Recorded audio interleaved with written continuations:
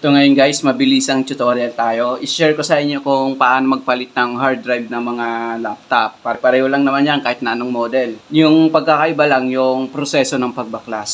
So ito i-check natin.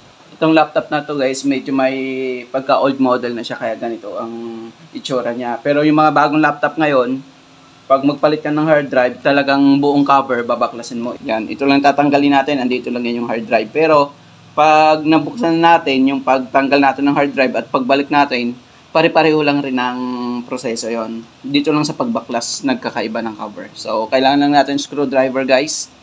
Then, baklasin natin. So, ayan guys, natanggal na natin yung mga screw. Then, tutuklapin natin to.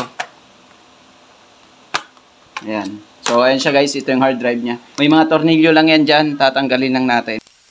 So, kapag natanggal na natin guys, ito may bakante talaga yan para pag hinila natin, ma-remove natin. So, hilain natin ito pababa guys. Ito rin dito. Ayan.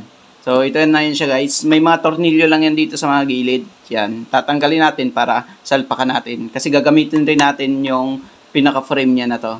So, tatanggalin ko yung mga tornilyo guys. Ayan. Kapag natanggal na natin, kung anong pwesto ng hard drive na to, ganun din yung magiging pwesto niya. Ito yung bago nating hard drive na ikakabit. So, ito tatanggalin natin. Yung pwesto nito, pag ganyan din. Yan. Tapos, ibabalik rin natin yung lock dito. So, ibabalik ko guys. Unahin natin ito lubog dito. Yan. Tapos, bitawan natin para flat siya. Then, tulak natin pag ganyan para kumonect siya sa motherboard. Sabay tulak natin.